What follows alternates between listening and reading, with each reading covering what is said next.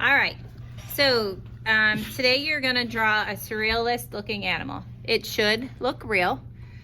The only thing that's gonna be different is it's gonna have long legs. We're gonna take this, it can be any type of animal, farm animal. We're not doing dragons because the only type of semi-animal, it's still a reptile, is like a kimono dragon. So here's an example of a sheep that I did.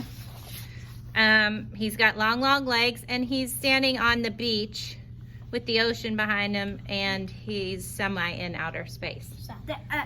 Does that make sense? No. This is my attempt of a meerkat. All things that we draw start from simple shapes. You can see, what do you see a lot of in here?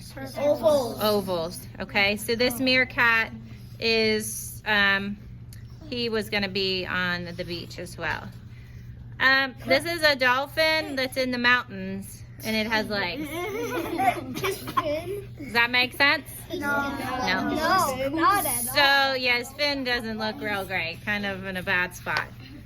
This was a penguin and he has long legs, but I started thinking like, it kind of just looks like a bird with long legs that some birds do have long legs. So I don't think this one is as effective. So how we're gonna do this, everybody's going to get a piece of paper. You're gonna fold it in half, and I don't want you to do a really hard crease, but just crease it kind of lightly so that we know when we open it that the top half is the body, the bottom half is all legs, okay? So this is gonna be a challenge for you guys. There are animal handouts here, and I have tons of books that have animals how to draw. You're more than welcome to use them. Are we going to be using see-through paper?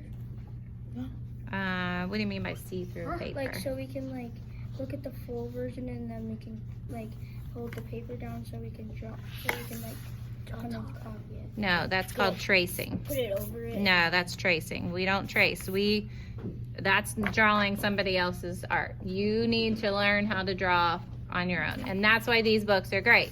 So this book has step-by-step shapes, adds the leg, then it adds the body, and then it adds like the chest part. It breaks it down for you. Okay, so I'm gonna try to draw this rhinoceros, and I'm gonna start with that simple, this is the back of his hip. Now I draw really lightly until I have my shape and everything the correct way that I want it. If you draw dark, you end up having to do some erasing, and it may not look like what you want. All right, so I'm doing his leg. It's not a hippo. It's not a hippo. And now his body is coming here. You don't want to draw so small, okay? I'm actually probably gonna run out of room. His head's not gonna fit on there. Okay, so I need to back it up. All right. So I'm just going step by step on the book. I'm not gonna do his legs just yet. This part comes down. There's like a little thing like that. There's kind of a, look at the angles that are in the book. You don't have to draw using one of the how to draw books, because some of us might know how to draw an animal.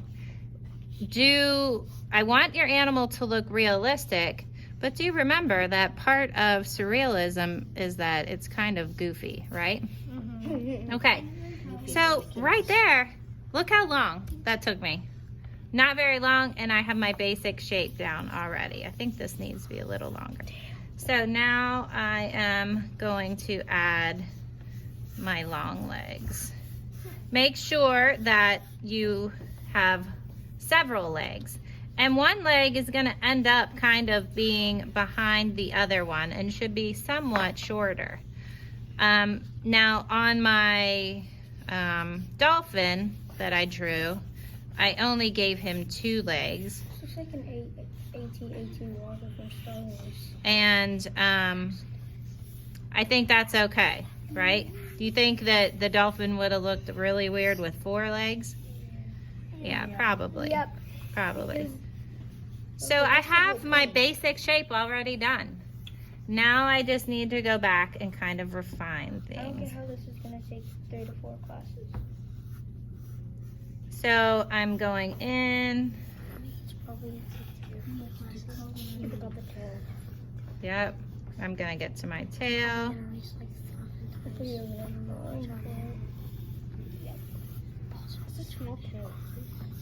Notice I'm changing some of my lines a little bit as I go. That's fine. This I'm adding the detail of his chin. It kind of comes down. His mouth kind of goes out. He's got a little bump right here. All right. And I'll add all the, oh, I gotta add his ears. I forgot to add his ears in there. All right, so pretend that I'm done with my rhinoceros. So where would be an odd place for a rhinoceros to live? In a beach. One? It's in Peppa Pig's house. Okay, Peppa the Pig's house, but we're talking outside. Where? Like on the moon? Okay, on the moon would kind of be funny. So I'm gonna draw, Like, how's he breathing? Yeah. He's gonna die. I'm gonna draw like a round thing. So he's standing on the moon. And then, yeah, maybe we have a couple of the planets in the background. Fourth planet. The Peppa Pig planet. Yep, we could have Earth, and I'll draw some of, I'll draw Earth down here, and I'll draw some land. Kind of looks like Star Wars.